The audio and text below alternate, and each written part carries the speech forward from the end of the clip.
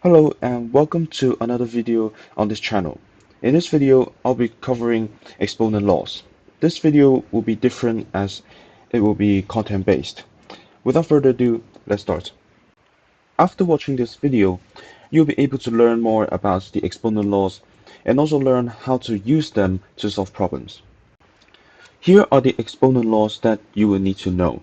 I encourage you to memorize them as this can be used very commonly in math. So the first one is when I have the same base number and both of them are raised to a power.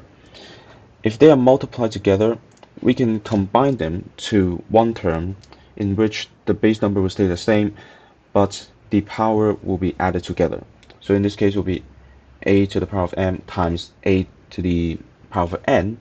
Then we can combine both of them to make a to the power of m plus n. For the second one, this is basically the opposite of the first one. Instead of multiplication, we have division. So for the power, we will be subtracting them. Say here we have a to the power of m divided by a to the power of n. Then we combine together to make a to the power of m minus n. Remember, it's always the top power minus the bottom power. For the third one, we have a base number raised to a power, and then the whole thing raised to another power. We can expand the bracket here by multiplying the power. So we have a to the power of m times n. For the fourth one, if we have multiple terms multiplied together, and then the whole thing is raised to a same power, let's say we have a times b and then the whole thing to the power of n, then we can expand the brackets by raising every single term in the bracket to the power. So we have a to the power of n times b to the power of n. Remember, for this rule, the terms inside the brackets must be multiplied or divided. If they are added or subtracted, this rule cannot be used. For the fifth one, when there is a negative exponent, this means in reciprocal. What that means is we are flipping the numerator and the denominator. So in this case, we have a to the power of negative 1. The reciprocal of a is 1 over a because a we can visualize this as a over 1. So we can flip the numerator and the denominator to make 1 over a. For this one, this is an extension of the previous one, in which we have a to the power of negative m, in which m is basically just any number. So same thing, we do the negative parts of the power, we just make it reciprocal. So we just bring the number along with the exponent down to the denominator, so we have 1 over a to the power of m. This is a better visualization of what happened here. For the next one, this is a simple rule. Any number to the power of 0 is 1. So the following two are for fractional power. This is the easiest one, in which we have any number to the power of 1/2, 1 over 2. So what this means is we are having a square root. So the denominator of the fraction for the power here, this means what root it is. So we have 2, so we have square root. If it is 3, then we have cube root. And for the last one here, it's just very similar. We have the denominator, we have n, so we have the nth root. And the m part, we can expand it out like this. And then we just have the nth root of a, the whole thing to the power of m. Remember, most of the rules here require the base number to be the same. So if it is like 2 square times 3 cube, we cannot use the first rule over here because the base number is not the same. After covering all the exponent laws, it's time to apply them in solving questions. Here are 3 questions in which you need to simplify the expression. You may pause the video now to do it yourself. I will solve them in 3, 2, 1. For the first question, we can simplify the numerator part first. we have m squared times m cubed, so we have same base number and they are multiplying, so we can add the powers to combine them, so we have m to the power of 2 plus 3, so it's m to the power of 5.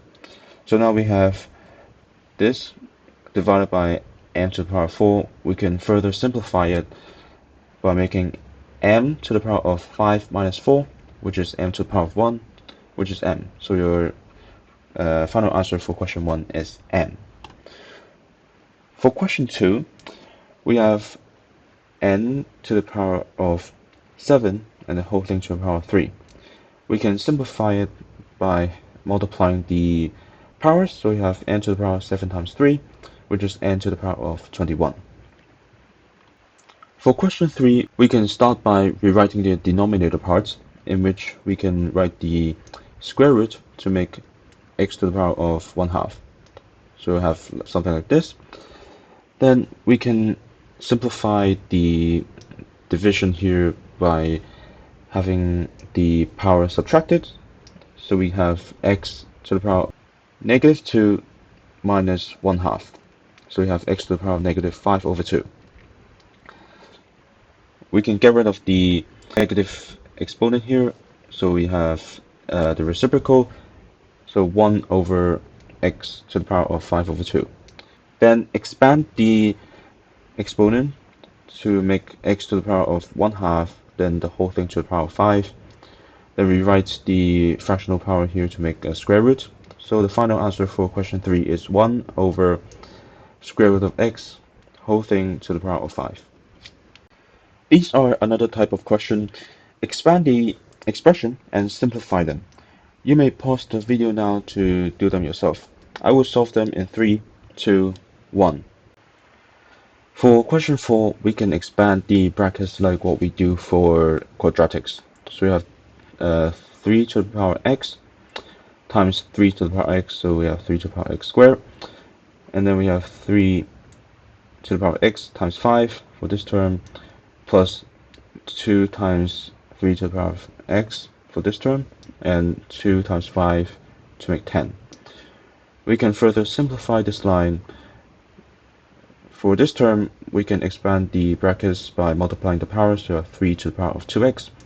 For these two terms, since they are like terms, we can combine them to make 7 times 3 to the power of x. So this is the final answer for question 4. For question 5, this is also a quadratic. We can use the formula to expand it out. So your a term is 2 to the power of x and your b term is 1. So after expanding, it should look something like this. We can simplify it. For the first term over here, we can expand the brackets. So we multiply the power to make 2 to the power of 2x. For this term, we can simplify it because they have the same base number. So if let's say we write it, then we have 2 to the power of 1 times 2 to the power of x. So we can add the power to simplify it to make 2 to the power of x plus 1. So this is the final answer for question 5. Here's another 2 questions. This requires you to solve for x. You may pause the video now to do them yourself. I will solve them in 3, 2, 1. For question 6, what I like to do is to have the base number equal. So we have 27 and 9. So if you recall, these are basically 3 cubed for 27 and 3 square for 9. So we can make both sides 3 to the power of something. So we can work towards that. So let's start rewriting both sides to make the base number 3. For left hand side, we can rewrite 27 as 3 cubed, and then we can to the power of x. For the right hand side, we can first make the reciprocal back to make 9 to the power of negative 1. For the next step, we can rewrite this as 3 to the power of 3x. For right hand side, we can rewrite 9 as 3 square. So we have something like this, and then we can rewrite it again to make 3 to the power of negative 2, as we have the powers multiplied. So now we have 3 to the power of 3x equals to 3 to the power of negative 2. We can equate the powers over here, so we can basically cancel out the base number 3 in this step. But in mathematics, we are actually taking log base 3 for both sides. I'll cover more about logs in the next video. Anyways, so now we have 3x equals negative 2. Now we can divide both sides by 3, so your final answer for x is negative 2 over 3. For question 7, we can expand the brackets out first. We are taking everything inside the bracket to the power of x plus 1 to make something like this for left hand side. So we can clean the numerator part because 1 to the power of any number is 1. And for the right hand side, we can write the same base number again because 243 can be written as 3 to the power of 5. So now we are at this step. We can rewrite the left hand side to make 3 to the power of negative of x plus 1 as we're taking the reciprocal. So again, we can equate the power for both sides. So we can cancel the base number. So we have negative of x plus 1 equals 5. After expanding the brackets, so we have negative x minus 1 equals 5. Add 1 on both sides to make negative x equals 6. Divide both sides by negative 1, so we have x equals negative 6. Here are some tips when solving questions involving exponent laws, especially for the ones where you have a variable to solve, like x. If the exponent have a variable in it, you can try to make the base number equal for both sides. So an example just now is for question 7, in which we have on the left hand side we have the base number 3, but for right hand side we only have 243. What I did is to rewrite the right hand side, so we have 3 as our base number. Luckily 243 is 3 to the power 5, so this question can have a really clean number. This is a very useful technique for non-calculator papers.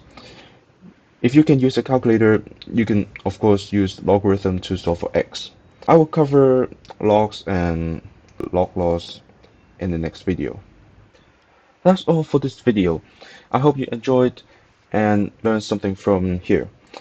Please consider subscribing so you get notified for future videos. Thanks for watching. I'll see you soon.